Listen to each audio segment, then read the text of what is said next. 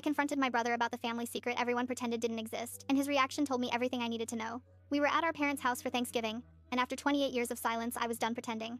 Growing up, there was always this strange tension around my brother Marcus. He was 7 years older than me, and my parents treated him differently. Not worse exactly, but carefully. Like he was fragile or needed special handling. Nobody ever explained why. When I was 15, I found a box in the attic while looking for Christmas decorations. Inside were newspaper clippings about a car accident. A teenage driver, drunk, who'd hit and killed a young woman. The driver's name was Marcus Chen, my brother. I never said anything. I put the box back and pretended I'd never seen it.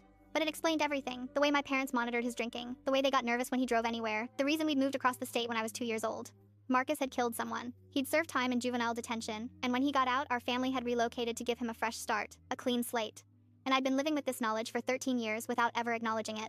But this Thanksgiving, watching my parents carefully avoid any mention of alcohol, watching Marcus make a toast with sparkling cider while everyone else had wine, something in me snapped. After dinner, I found Marcus alone on the back porch. I know about the accident, I said without preamble. I've known for years. Marcus went completely still. The only sound was the wind chimes my mother had hung last summer. What accident? He finally asked, but his voice was hollow.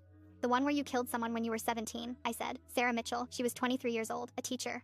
Marcus's face crumbled, not with surprise, but with something that looked like relief mixed with agony. How long have you known? He whispered. Since I was 15, I found the newspaper clippings. He laughed, a broken sound. So for half your life, you've known your brother as a murderer. I've known you made a terrible mistake, I corrected. That's generous, he said bitterly. I killed someone because I was drunk and stupid.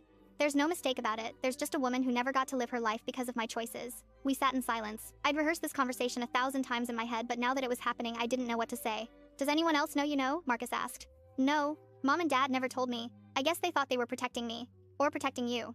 Marcus rubbed his face. They've spent 30 years trying to protect me. Moving us away from everyone who knew. Never talking about it. Pretending it didn't happen.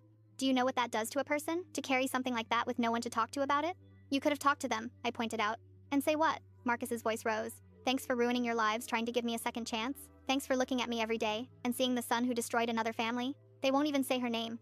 Sarah. They act like if we don't talk about her, it didn't happen. The pain in his voice was raw. I'd thought confronting this secret would bring clarity, but instead I felt like I'd opened something that should have stayed closed.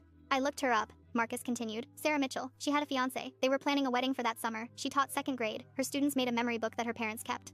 I found her mother's obituary 5 years ago, died of a broken heart, basically. And I did that. I took someone's daughter, someone's fiancé, someone's teacher, and I ended all of it because I was too stupid to call a cab. You were 17, I started.